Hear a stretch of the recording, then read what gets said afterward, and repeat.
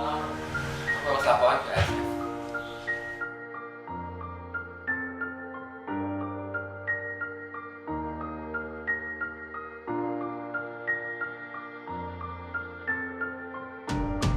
Legal sendiri muncul untuk menyikapi fenomena gagalnya pemenuhan akses terhadap keadilan.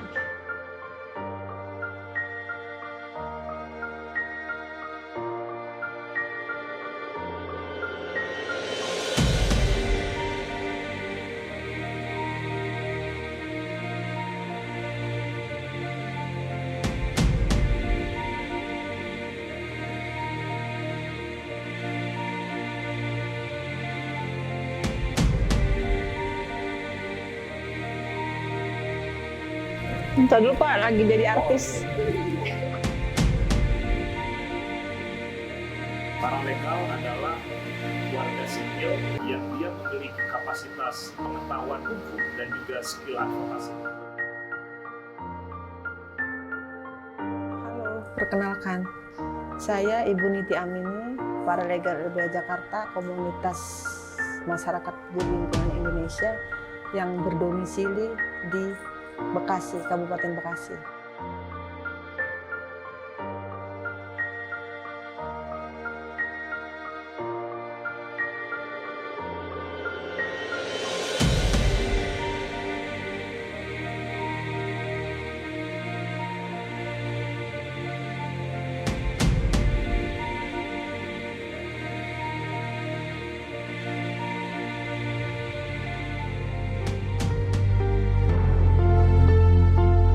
Paralegal adalah warga sipil yang dia memiliki kapasitas pengetahuan hukum dan juga skill advokasi hukum, namun dia tidak mengenyam pendidikan tinggi hukum, sehingga dia tidak memiliki kualifikasi akademis untuk praktek hukum. Namun dalam sistem hukum kita, paralegal diakui sebagai bagian dari unsur pemberi bantuan hukum, di mana paralegal berfungsi untuk memperluas hak akses keadilan bagi warga-warga miskin ataupun warga-warga yang dia berada di wilayah yang tertinggal, namun mengalami kesulitan untuk mengakses bantuan hukum ataupun jasa hukum.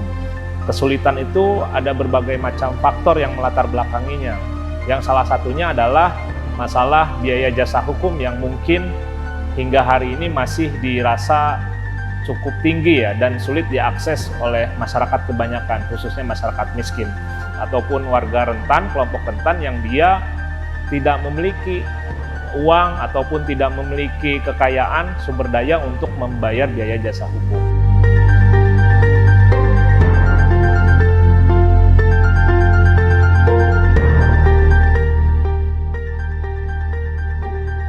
Menurut saya itu kerja paralegal itu penting banget, di mana masyarakat saat ini, masyarakat Indonesia tentu saja masih banyak yang sulit dijangkau dengan bantuan hukum gitu ya. Apalagi kan selama ini masyarakat itu masih menganggap hukum itu sangat mahal gitu ya. Hukum itu sangat mahal, untuk bisa mendapat pendampingan hukum aja itu mahal banget, sehingga kadang mereka ketika ada kasus atau lain sebagainya, sehingga tidak mau melaporkan kasusnya atau takut melaporkan kasusnya. Nah, harapan kami dengan adanya paralegal ini membuat masyarakat lebih berani untuk bicara atau lebih berani untuk mengungkapkan kasusnya kayak gitu, atau lebih mudah mereka untuk mengakses keadilan gitu.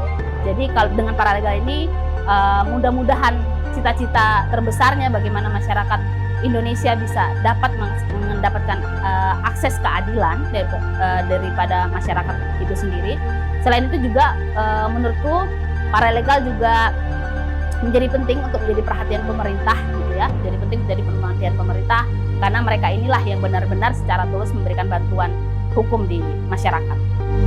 Paralegal sendiri muncul untuk menyikapi fenomena gagalnya pemenuhan akses terhadap keadilan. Kalau di Indonesia sendiri, itu dapat dilihat dari kurangnya jumlah advokat di Indonesia.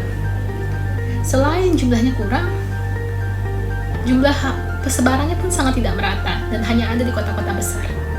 Dan itu pun semua sangat jarang yang ingin menangani kasus-kasus orang miskin atau menangani secara pro bono atau secara cuma-cuma. paralegal sendiri hadir untuk mengisi kekosongan tersebut. Mereka bukan sarjana hukum, mereka hanya orang biasa, tapi dilatih oleh organisasi bantuan hukum. Mereka disupervisi oleh organisasi bantuan hukum untuk secara khusus menangani kasus-kasus yang menimpa orang miskin dan tertindas. Mereka sendiri tidak dibayar, jadi sifat bekerjanya sukarela. Jadi mereka mempunyai niat yang sangat tulus untuk membantu orang lain. Oleh karena itu, paralegal sangat dibutuhkan di sini. Setidaknya di Indonesia ada 3 jenis karakteristik paralegal. Pertama, paralegal yang bekerja di kantor hukum sebagai pembantu advokat. Mereka bisa digaji dan kadang-kadang menangani kasus komersil. Yang kedua adalah paralegal komunitas. Paralegal komunitas adalah paralegal yang berasal dari komunitas yang ia perjuangkan. Jadi dia berasal dari komunitas itu, bisa tinggal di situ, bisa bekerja di situ, bisa ada di sana. Dan mereka memperjuangkan komunitas itu, mereka ditunjuk oleh atau dipercayai oleh komunitas itu untuk menangani kasus-kasus komunitas itu. Ketiga adalah paralegal mahasiswa. Mereka biasanya mahasiswa-mahasiswa semester akhir yang secara khusus juga menangani kasus-kasus bagi orang miskin. Dari 3 karakteristik paralegal itu, setidaknya ASF bekerja dengan 2 jenis karakteristik paralegal, yaitu paralegal komunitas dan paralegal mahasiswa.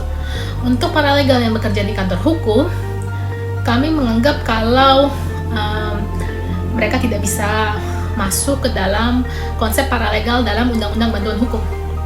Karena konsep paralegal dalam Undang-Undang Bantuan Hukum, mereka harus sukarela, mereka tidak dibayar, dan kasus-kasusnya pun harus kasus-kasus orang miskin. Jadi dia memang tidak memiliki nilai komersil. Dari 2 paralegal ini, setidaknya kami melihat banyak sekali manfaat. Untuk paralegal komunitas, karena mereka ada di komunitas itu, biasanya mereka sangat jauh lebih cepat dalam menangkap maupun menyelesaikan. Pertama, jika terjadi sesuatu di komunitas tersebut, kalau pengacara butuh waktu berapa jam atau butuh berapa hari untuk ke sana, paralegal bisa menyelesaikan kasus itu dengan cepat. Dia ada di sana. Dan yang kedua, paralegal mungkin lebih memahami menyelesaikan masalah tersebut daripada advokat. Karena paralegal hidup di sana, mereka mengetahui budaya sosial yang ada di sana. Jadi bisa jadi solusinya pun jauh lebih tepat. Untuk paralegal mahasiswa, mereka sangat membantu untuk menyelesaikan kasus-kasus orang miskin. Bahkan ada yang sangat progresif. Nggak semua orang itu udah mengenal paralegal. Itu paralegal itu kayaknya belum pada banyak yang tahu juga ya apa itu paralegal. Jadi di Polres sendiri, saya kalau nggak bawa surat tugas gitu, mereka nggak percaya gitu. Karena saya juga cuma sebagai ibu rumah tangga, gimana sih bisa jadi paralegal gitu ya. Jadi saya kalau di Polres itu minta surat tugas gitu loh, surat kuasa bahwa saya ini paralegal. Karena saya nggak pernah bawa itu ya. Mereka tuh memandang sebelah mata gitu, ibu ini siapa gitu. Begitu saya kasih surat tugasnya itu, oh ibu paralegal, iya saya paralegal nih. Baru mereka tahu gitu apa itu paralegal. Ketika ada pengaduan dari masyarakat sekitar mereka, nah itu biasanya mereka masyarakat ada yang melaporkan kasusnya ke mereka, kemudian mereka kayak jemput bola gitu. Kemudian jemput bola, mereka temui korbannya, menanyakan kebutuhannya, bahkan mendampingi kalau memang butuh misalnya laporan ke kepolisian, dan juga ketika si korbannya ini atau mereka yang mereka dampingi juga harus membutuhkan visum. Nah, selain itu juga paralegal tidak bisa bekerja sendiri ya, pasti dia akan dibawa asistensi LBH bahwa mereka sedang menangani kasus, dan biasanya dari LBH Jakarta sendiri akan memberikan surat tugas untuk mempermudah kerja-kerja mereka di lapangan. Karena kalau tanpa ada surat tugas itu sulit ya gitu ya. Walaupun Indonesia kita sudah punya undang-undang PKDRT yang untuk mendampingi, atau ada yang bicara soal pendampingan untuk korban. Walaupun sudah punya undang-undang bantuan hukum dan lain sebagainya, tetapi kadang-kadang di pihak aparat penegak hukum sendiri belum begitu paham kerja-kerjanya atau fungsinya dari paralegal tersebut.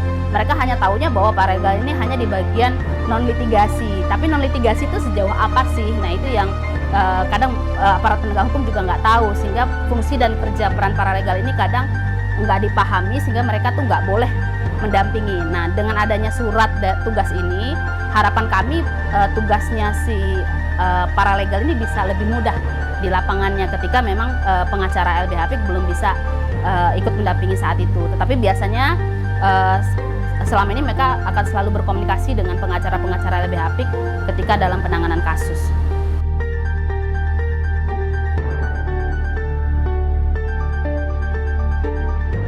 Kami sebelumnya tahun 2018 mengadakan survei untuk paralegal, pengguna paralegal, khususnya kelompok rentan ya, anak, perempuan, dan disabilitas. Nah, mereka awalnya tidak tahu tentang paralegal karena ada berbagai istilah ya, ada istilah tentang pendamping hukum dan sebagainya. Nah, kemudian ada peningkatan tahun 2020 ini pada masa pandemi. Nah, 2020 rata-rata di Yogyakarta dan Bali dan Jakarta, pertama itu 34% dari responden awam itu hanya mengetahui tentang paralegal. Nah, kemudian tahun 2020-2021 ini ada peningkatan, jadi 70%. Nah, mungkin karena sudah ada rekan-rekan organisasi masyarakat sipil melakukan kampanye tentang paralegal juga bisa. Satu sisi yang lain juga ada Kemenkumham tentang paralegal dan juga ada beberapa hukum. Mengingat masih minimnya pengetahuan masyarakat terkait keberadaan paralegal, kita mendorong agar peran paralegal dan juga eksistensi paralegal di masyarakat bisa lebih menguat ya, bisa lebih dikenal. Keberadaan paralegal dikenal karena selain membuka jalur komunikasi secara kultural dan juga karena ada masalah hukum gitu kan. Jadi kalau tidak ada masalah hukum, sebenarnya keberadaan paralegal tidak begitu diketahui oleh masyarakat setempat. Namun kita mendorong di sejumlah pelatihan maupun peningkatan kapasitas kepada paralegal, kita mendorong agar paralegal lebih gencar lagi mengkampanyekan, mensosialisasikan keberadaannya tersendiri gitu kan. Baik itu lewat sosial media, WhatsApp, Instagram dan sebagainya, Facebook, maupun lewat aktivitas-aktivitas seperti pemberdayaan hukum bagi komunitas masyarakat dan lain sebagainya. Dan ini masih terus berjalan hingga hari ini. Nah, berdasarkan hasil penelitian kami, Indonesian Legal Research Center bekerjasama dengan di Jakarta, ada Apik Jakarta di Jakarta, kemudian di Yogyakarta dengan LBH Yogyakarta dan LKBH Fakultas Islam Indonesia, kemudian di Bali dengan LBH Bali dan LBH Apik Bali mengadakan penelitian tentang paralegal. Penelitian ini unik karena menggunakan metode sosiolegal, artinya kita tidak tergantung pada teks yang ada tentang paralegal, khususnya di dalam undang-undang bantuan hukum dan peraturan hukum dan HAM tentang paralegal. Tapi juga kita melihat realitanya, kontekstualnya. Apakah misalkan APK mengetahui paralegal, kemudian seberapa jauh komunitas user pengguna paralegal seperti kelompok-kelompok rentan, yaitu penyandang disabilitas, perempuan dan anak mengetahui tentang paralegal dan seberapa jauh mereka benefit atas kerja paralegal. Paralegal menjadi ujung tombak dalam pelaksanaan pemberian bantuan hukum oleh pemberi bantuan hukum, dalam hal ini organisasi bantuan hukum. Namun sayangnya, hingga hari ini keberadaan paralegal masih belum diakui secara penuh ya, secara sosiologis, dalam artian meskipun sudah ada pengakuan secara normatif di dalam aturan hukum nasional, termasuk juga di beberapa aturan hukum lokal melalui peraturan daerah, namun secara sosiologis peran paralegal ataupun eksistensi paralegal masih dianggap atau dipandang sebelah mata. Hal ini disebabkan oleh berbagai macam faktor. Pertama, masih kurangnya media massa yang melakukan pemberitaan terkait aktivitas paralegal. Lalu yang kedua, paralegal sendiri kerap dipandang sebelah mata oleh aparat penegak hukum, baik itu oleh kepolisian, kejaksaan, maupun Mahkamah Agung. Kita mendorong sejumlah organisasi jurnalis, media massa agar lebih proaktif untuk melibatkan maupun meliput aktivitas kegiatan paralegal, sehingga masyarakat secara banyak juga dapat mengetahui bahwa di wilayahnya ataupun di lingkungan sekitarnya terdapat paralegal yang dia bisa menjadi pintu masuk bagi warga sekitar untuk mendapatkan akses bantuan hukum. Dan juga kita mendorong kepada aparat-aparat penegak hukum, khususnya kepolisian, kejaksaan maupun pengadilan, agar dapat mengakui secara penuh paralegal saat melakukan kerja-kerja pendampingan bantuan hukum. Sehingga antara paralegal, organisasi bantuan hukum maupun aparat penegak hukum lainnya bisa sinergis mewujudkan akses keadilan bagi seluruh warga Indonesia. Nah, dari teman-teman kami ternyata hampir sebagian besar APH belum mengetahui tentang paralegal. Bahkan juga tidak mengetahui peraturan-peraturan yang terkait dengan paralegal, seperti Undang-Undang Bantuan Hukum, kemudian juga Permenkumham tentang paralegal. Misalkan di Bali ada yang mengetahui, tapi di wilayah lain Jakarta dan Yogyakarta tidak mengetahui tentang paralegal. Yang kedua juga media itu tidak mengetahui tentang paralegal, apalagi tentang Undang Bantuan Hukum dan Permenkumham tentang paralegal. Kemudian yang ketiga adalah komunitasnya sendiri pengguna paralegal, yaitu kelompok rentan, terdiri dari perempuan, anak, dan penyandang disabilitas.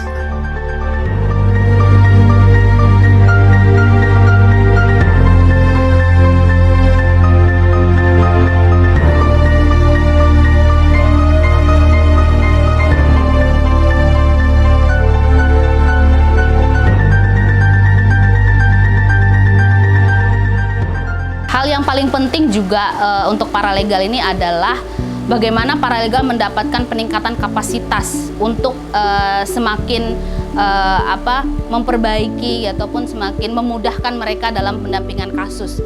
Itu juga yang penting sebenarnya menjadi agenda pemerintah gitu. Walaupun dalam Permenkumham nomor 3 tahun 2021 sudah disebutkan gitu adanya tentang peningkatan kapasitas untuk paralegal.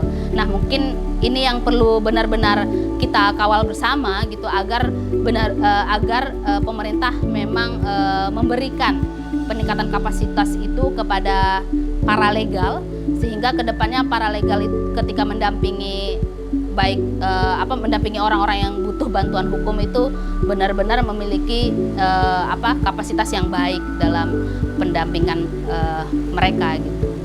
Nah, selain itu yang menurutku juga penting adalah saat ini bagaimana pemerintah melakukan sosialisasi baik kepada masyarakat maupun aparat penegak hukum yang lain gitu ya, baik kepolisian, kejaksaan, tentang peran dan fungsi dari paralegal ini gitu. Bahwa peran dan fungsi dari paralegal ini adalah salah satu bagian dari program pemerintah untuk memberikan akses keadilan bagi masyarakatnya gitu. Jadi menurutku ini penting sekali menjadi catatan kita, karena dalam penelitian yang dilakukan LBH Apik Jakarta bersama LBH Jakarta dan juga ILRC di Jakarta ya, itu terkait dengan peran paralegal itu ternyata masih belum banyak diketahui oleh aparat penegak hukum. Mereka belum mengerti terlalu jauh tentang peran paralegal ini seperti apa, sehingga kadang-kadang ketidaktahuan ini membuat mereka masih kesannya meremehkan gitu ya kerja-kerja paralegal. Padahal paralegal ini adalah masyarakat yang telah dididik bicara soal hukum, dan mereka langsung ada di tengah-tengah masyarakat kita gitu. Nah, ini sebenarnya yang paling penting. Mereka lah yang paling mudah menjangkau ketika ada masyarakat yang butuh bantuan hukum. Tahun 2017 ya, saya mendapatkan pelatihan paralegal. Berarti udah hampir sekitar 4 tahunan ini saya jadi paralegal. Awalnya saya mendapatkan undangan, ada penyuluhan tentang hukum. Saya menjadi paralegal dari tahun 2014 sampai saat ini, dan banyak menangani isu-isu lingkungan, perburuhan, KDRT, rumah tangga, anak-anak, dan pendidikan.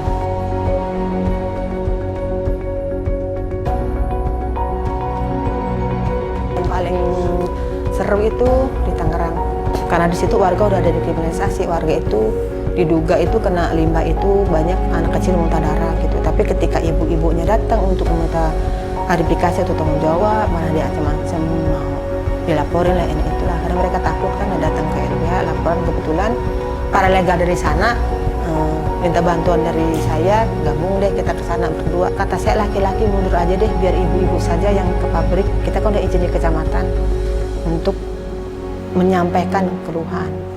Yaitu ketika kita menyampaikan keluhan rame, untungnya ibu-ibunya ini semangat dan kompak gitu.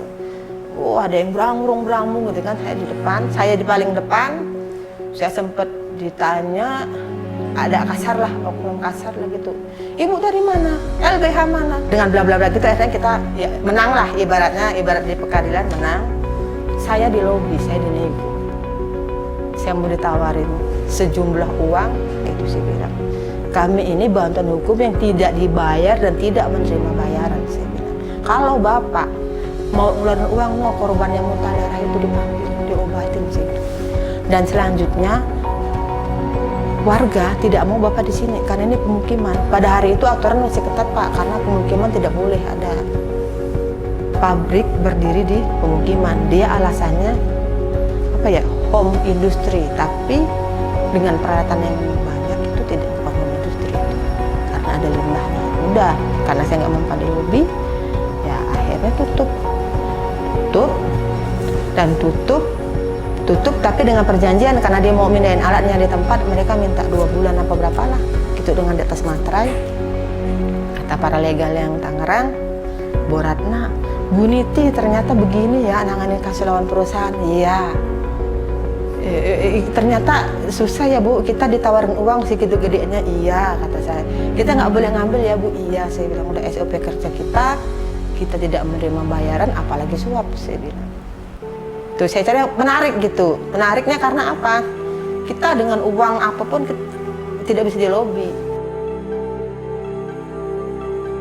Saya pernah dampingin kasus waktu itu di hampir booming juga di YouTube ya. Masalah kasus yang 7 orang anak itu diperkosa sama guru ngajinya. Nah itu ada 7 orang anak. Nah itu udah sampai pelakunya itu udah ditangkap, cuman pelakunya itu meninggal.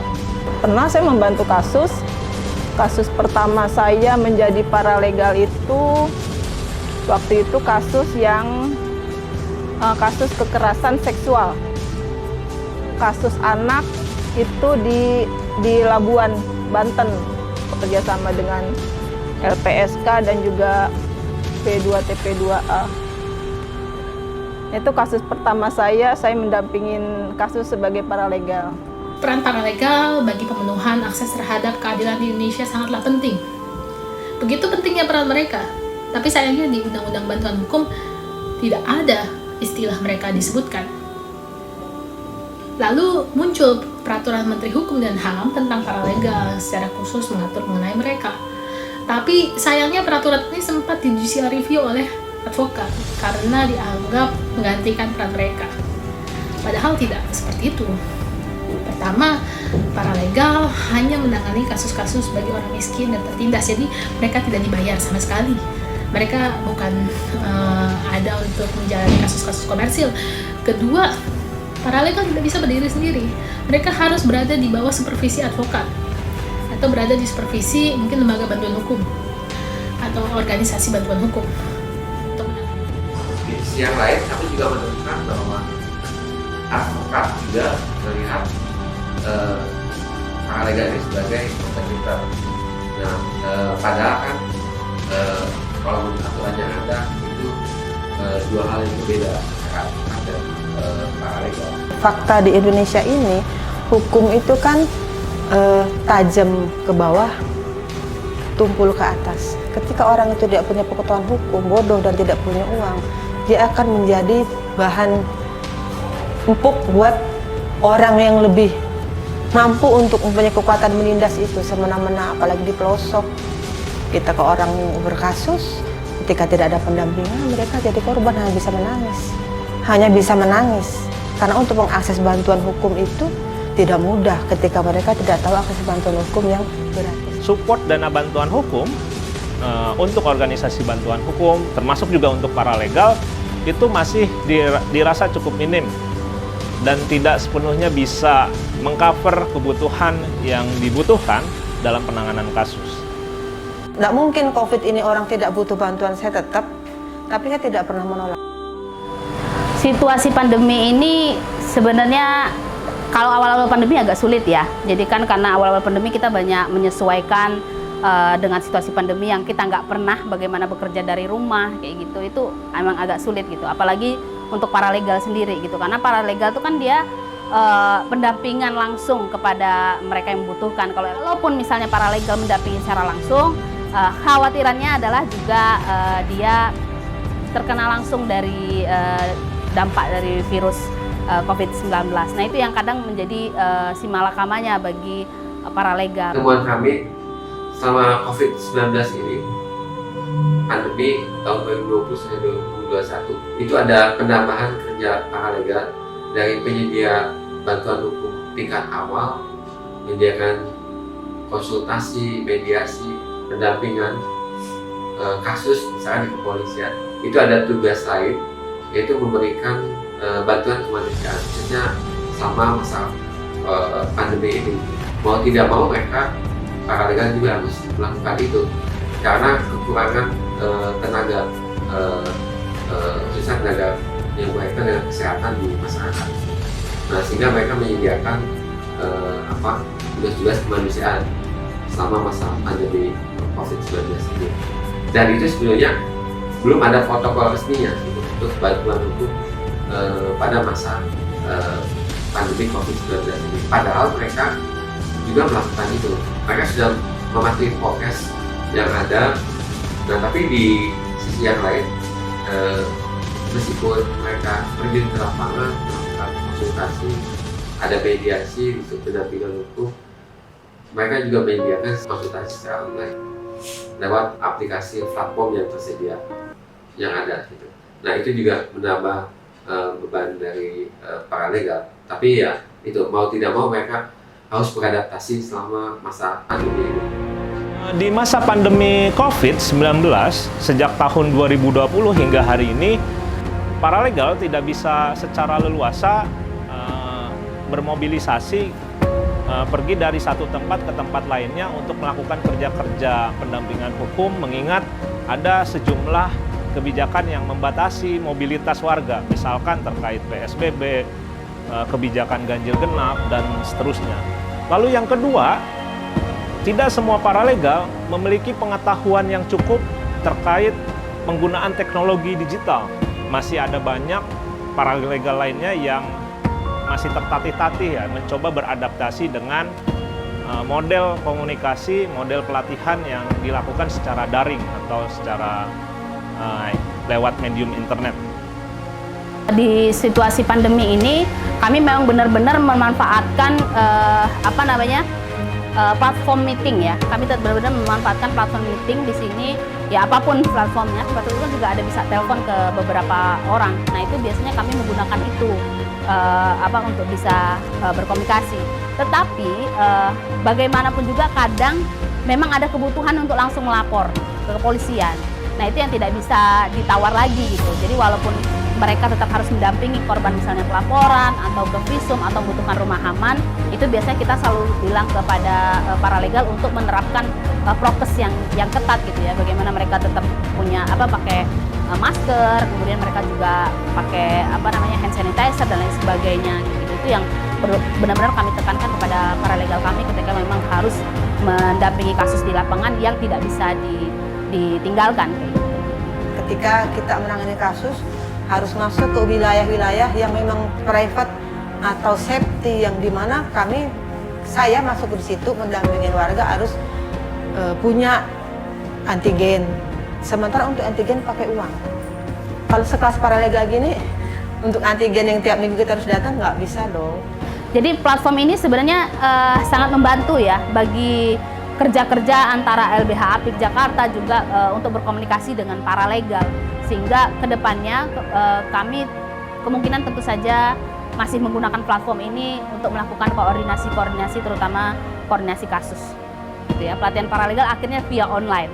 Jadinya pada belajarlah gimana menggunakan aplikasi rapat via online gitu. Pada belajar yang tadinya kesulitan, tapi sepertinya sekarang sudah mulai terbiasa untuk melakukan itu. Jadi kami juga melakukan rapat-rapat itu melalui media online dan juga melakukan mediasi misalnya dengan korban, itu juga mereka bisa melakukan via online. Jadi benar-benar beradaptasi dengan teknologi di zaman seperti ini. Kebetulan memang paralegal LBH Apik Jakarta kebanyakan ibu-ibu yang memang dia berpendidikannya juga nggak tinggi kayak gitu. Nah itu yang membuat saya lebih salut karena mereka mampu beradaptasi dengan situasi pandemi ini.